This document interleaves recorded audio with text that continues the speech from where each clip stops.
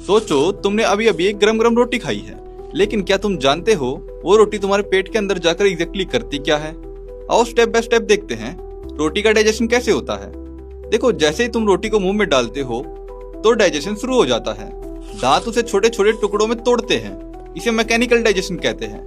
अब लार यानी कि सलाइवा, इसका काम शुरू होता है। सलाइवा में एक एंजाइम होता है सलाइवरी अमाइलेज, जिसे टाइलिन भी कहते हैं। यह एंजाइम रोटी में मौजूद स्टार्च को तोड़कर सिंपल शुगर यानी मेल्टोज में बदलना शुरू कर देता है। मतलब रोटी का स्टार्च यहीं से ग्लूकोज की दिशा में सफर शुरू करता है। अब ये चबाई हुई रोटी का बोलस निकल लिया जाता है। ये इसोफेगस यानी कि फूड पाइप से नीचे पेट तक जाता है। यहाँ बस मूवमेंट होती है, डाइजेशन नहीं।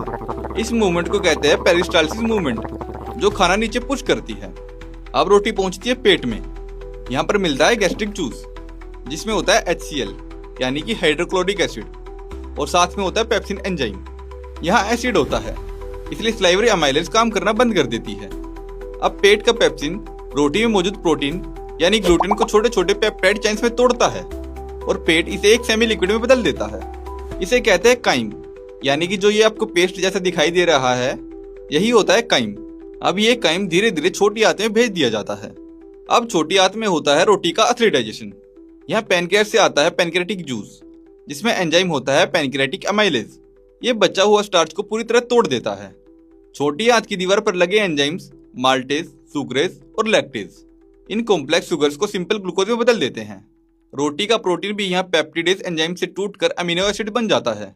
और अगर घी या तेल साथ में था तो बाइल और लाइपेज उसे फैटी एसिड में तोड़ देते हैं। अब ग्लूकोज, अमीनो एसिड और फैटी एसिड छोटी आंत की दीवारों से एब्जॉर्ब होकर ब्लड में चले जाते हैं। यहाँ की विलाई और माइक्रोविलाई न्यूट्रिएंट्स को खून में पहुंचाती है और फिर खून इन्हें सीधे लीवर तक ले जाता है, जहाँ से पूरा शरीर एनर्जी बनाता है। अब रोटी का वो हिस्सा जो डाइजेस्ट नहीं हुआ था, जैसे कि वेस्ट, ये पहुंचता है लार्ज इंटेस्टाइन में। यहाँ पानी और कुछ मिनरल्स एब्जॉर्ब हो जाते हैं और फिर बाकी का बचा हुआ हिस्सा मल के रूप में बाहर निकलता है।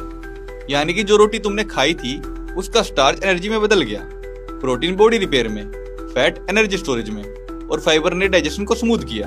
तो अगली बार जब तुम रोटी खाओगे तो याद रखना, तुम्हारा शरीर उसे एनर्जी में बदलने के लिए घंटों मेहनत करता है। रोटी सिर्फ खाना नहीं है, ये तुम्हारी बॉडी की फ्यूल सिस्टम का हिस्सा है। तो अब आपको पता चल गया है कि रोटी का डाइजेशन कैसे होता है। तो अगर आपको ये वीडियो अच्छी लगी है तो वीडियो को लाइक कर दीजिए और कमेंट करके बताइए कि आपको नेक्स्ट वीडियो किस टॉपिक पर चाहिए। साथ में ऐसी और वीडियोस को आप हमारे चैनल पर देख सकते हैं।